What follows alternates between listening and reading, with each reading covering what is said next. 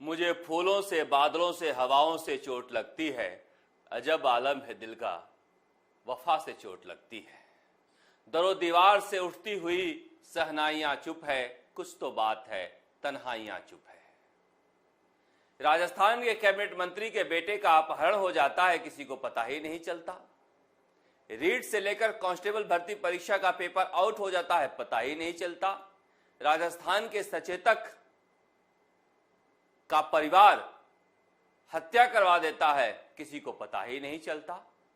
अच्छी सरकार चल रही है कि कुछ पता ही नहीं चलता। दरअसल हालात ऐसे हैं राजस्थान में कि तन्हाइयां भी चुप है।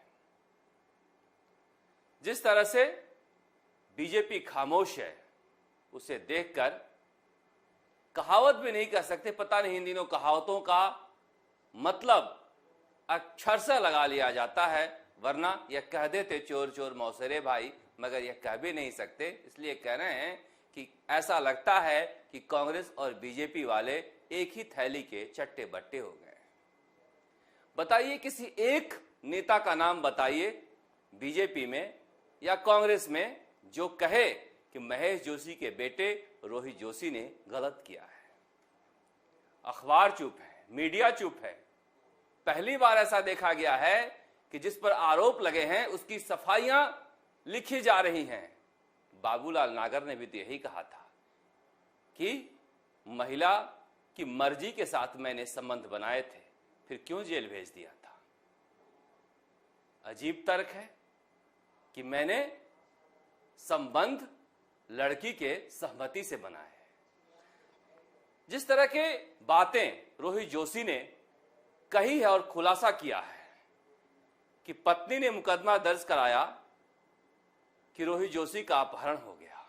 डूब मरना चाहिए पत्रकारों को कि पता ही नहीं चला, एक महीने तक, 1.5 महीने तक ही कैबिनेट मंत्री के बेटे का अपहरण हो गया था। कौन भरोसा करेगा? लेकिन भरोसा किस पर करें? उस पुलिस पर जो उस लड़की को न्याय देने के बजाय रोहित जोशी के बचाव में लगी हुई है। किस किस तरह के तर्क दिए जा रहे हैं। कहा जा रहा है कि रोहित जोशी शादी करना चाहता था, रोहित जोशी उससे प्यार करता था और वह भी उससे प्यार करती थी, इसलिए रोहित जोशी ने जो कुछ किया वो गलत नहीं है। हो सकता है कि वैधानिक कानूनों के अनुरूप वह गलत नहीं हो, लेकिन क्या समाज केवल वैधानिक तरीके से चलता है? नैतिकता नाम की कोई चीज नहीं है। तो फिर खामोश क्यों है बीजेपी वाले? किसी एक बीजेपी नेता का नाम बताइए जो रोहित जोशी के मसले पर मुंह खोल रहा हो। कुछ पत्रकारों ने महेश जोशी से पूछा कि आप इस्तीफा देंगे क्या? पता है महेश जोशी ने कहा क्या कहा? कौन मांग रहा है इस्तीफा? जिस तरह से लोगों में खुसर फुसर हो रही है, लोग कह रहे हैं कि बीजेपी के बहुत सारे नेता महेश जोशी के बचाव में घूम रहे हैं। उनका कहना है कि महेश जोशी ने इस सरकार में रहते हुए उनके बहुत सारे काम कराए हैं। ये जनता की खुसर फुसर है, इसके बारे में हमारे पास कोई सबूत नहीं है, मगर जहां हम बैठते हैं इसे लेकर चर्चा हो रही है। इसलिए बीजेपी के नेताओं को अपने गिरेबान में झांकना चाहिए कि आखिर कब तक एक कैबिनेट मंत्री का बेटा भागता रहेगा और कब तक बीजेपी वाले अपने मुंह पर ताला लगाए रखेंगे। अब लौटते हैं पेपर लीक को लेकर। स्पेशल ऑपरेशन ग्रुप के एडीजी अशोक राठौड़ ने क्या खुलासे किए हैं। उन्होंने कहा दिवाकर स्कूल आइडियल सेंटर था पेपर आउट होने के लिए। कार्डबोर्ड से स्ट्रांग रूम बनाया गया था।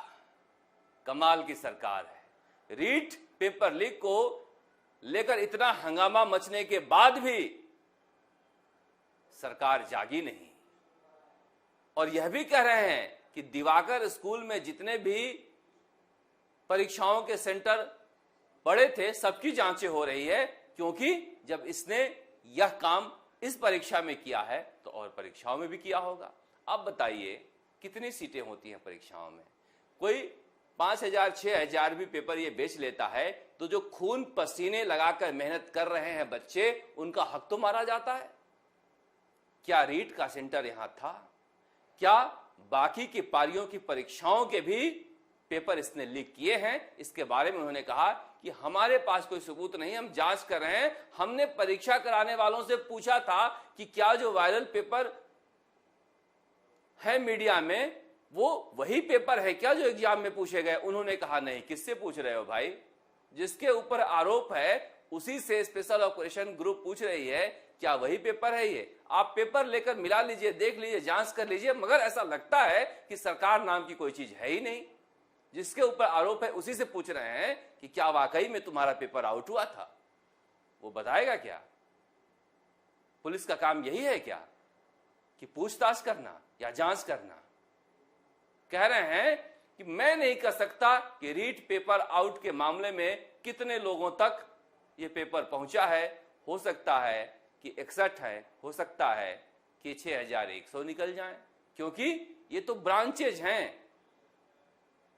कमाल की पुलिस है और कमाल की सरकार है।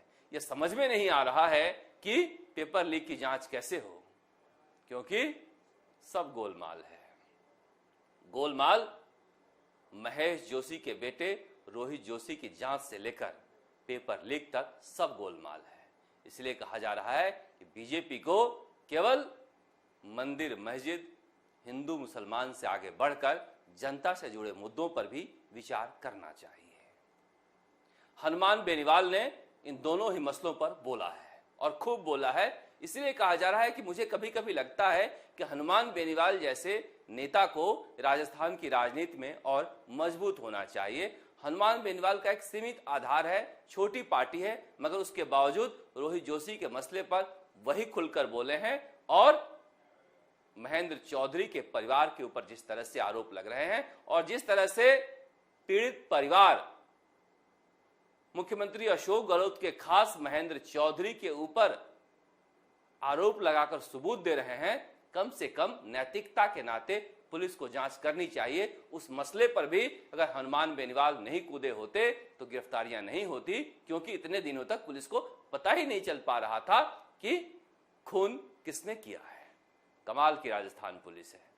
पुलिस को किसी और काम में लगा कर रखोगे तो फिर यही होगा।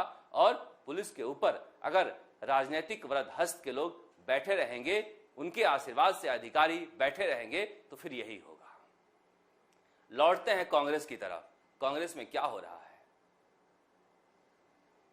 विधायक और युवक कांग्रेस के प्रदेश अध्यक्ष गणेश घोगड़ा ने मुख्यमंत्री अशोक गहलोत के सबसे भरोसेमंद नेता के ऊपर आरोप लगाया है, जो डूंगरपुर के कांग्रेस के जिला अध्यक्ष हैं।